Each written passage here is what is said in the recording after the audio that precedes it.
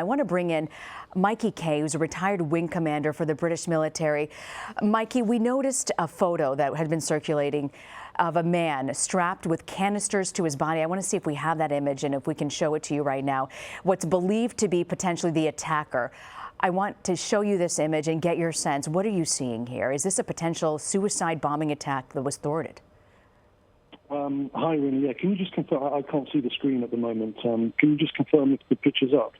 The picture is up right now, and what we're seeing is a man on the ground with canisters strapped to his body.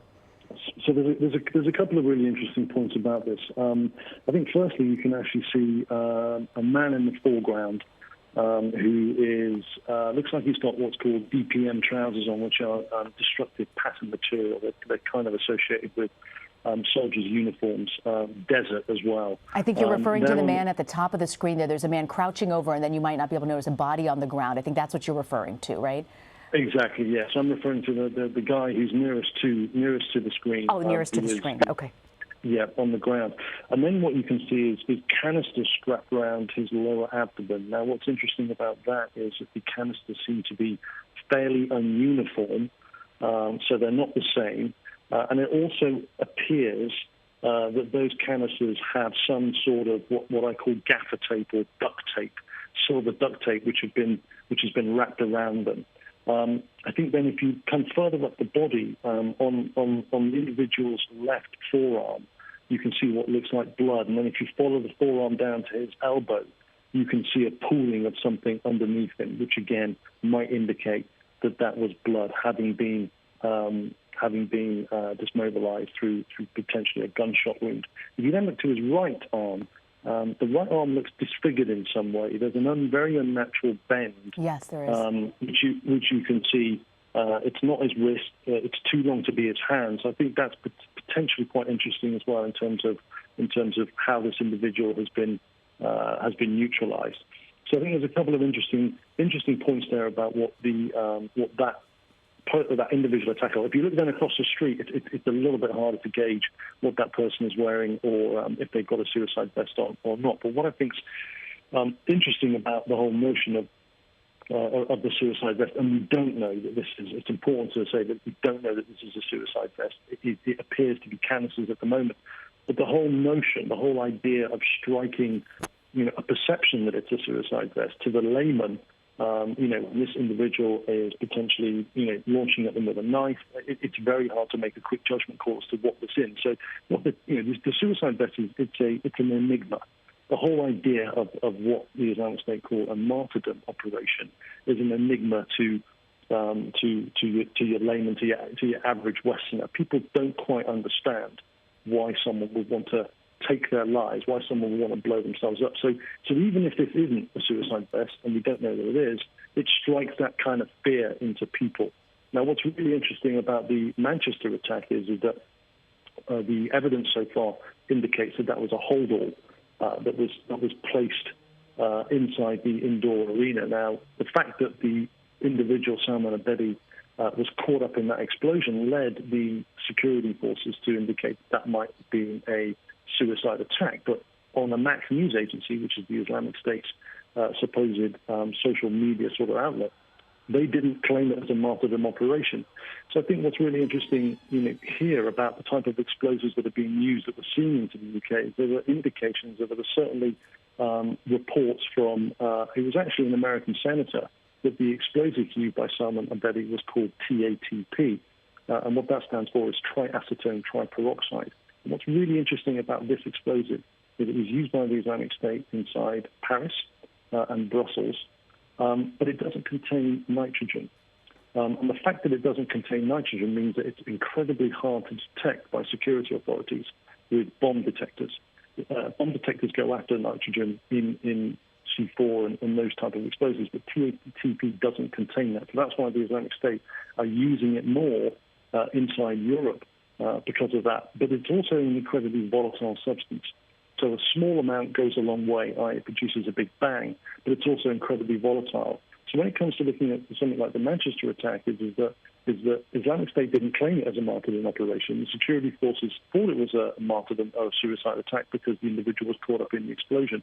that might be an indication as to what the explosive was used, given the volatility of TATP. At this moment, I've seen no reports and I've seen no evidence that it was. But when it's coming back to the capability of these type of individuals, we've got to be really, really wary about, the types of capability that they can use to weaponize and conduct these type of attacks, whether it's something as simple as a car or a van or a knife, all the way through to getting their hands on an AK-47 Kalashnikov, like the Paris attackers did, all the way through to actually producing explosives. And I think this spectrum of capability is something, again, that the intelligence community are really struggling with. On the left-hand side of the spectrum, you've got something as simple as a knife and a car. It's really hard to guard against.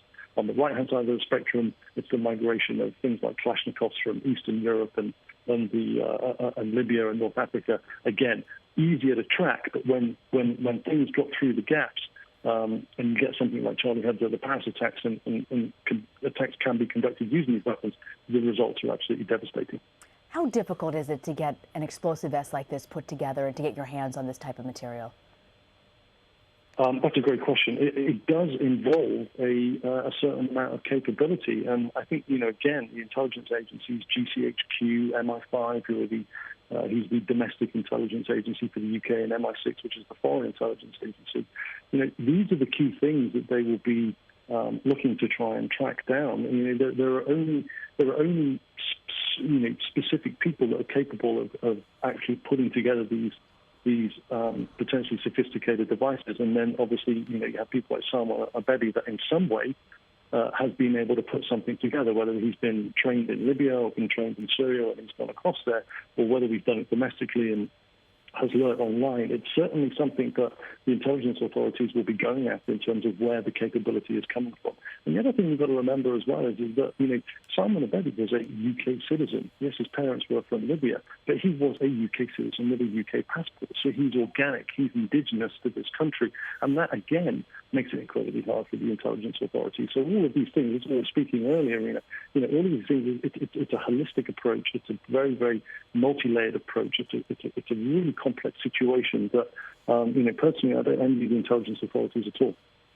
No, I certainly don't. If you can just walk us through, our understanding is Prime Minister Theresa May is expected to hold what's known as a COBRA meeting. What is that, and what will happen over the next few hours, overnight and into the early hours of Sunday morning, as they're gathering more intelligence and trying to still sustain what is an ongoing operation?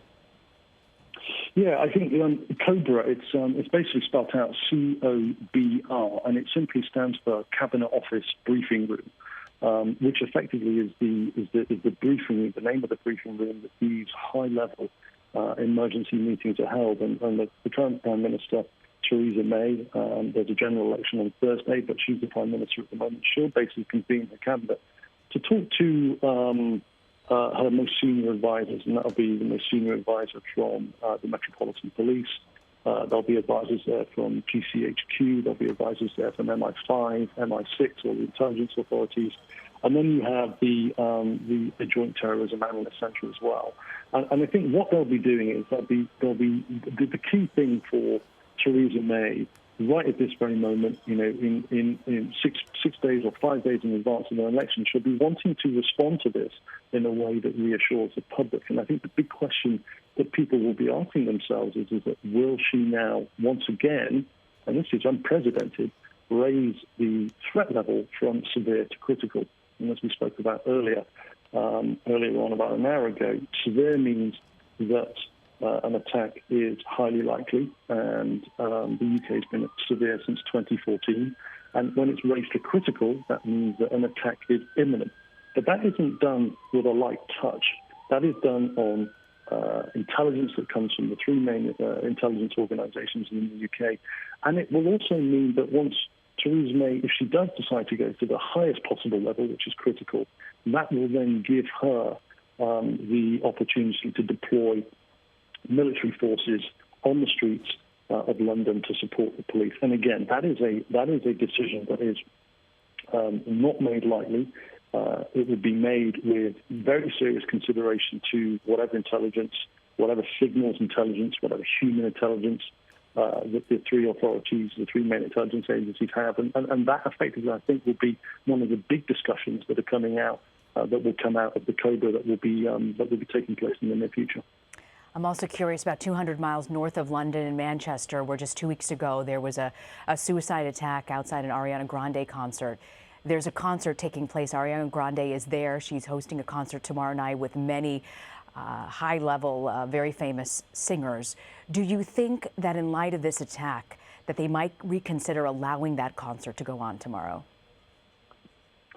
I certainly think the question, the question will be asked. Absolutely rightly so. The question will be asked, but I don't think. Again, it all depends on the type of intelligence that is uncovered between now and tomorrow. And I think the authorities will be looking very clearly. I think that's another great question. I think that is probably a decision that will, or certainly a consideration that will happen in the Cabinet Office briefing room emergency meeting that will be happening.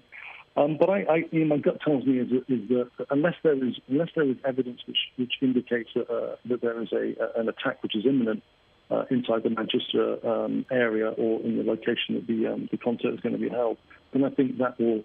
I think the first decision is that they will look to bolster the security around that area and let the concert go ahead. But if there is obviously something very specific about an attack on that specific location, then I think the authorities will have to make a decision which will be in the best interest of the people that are attending the concert.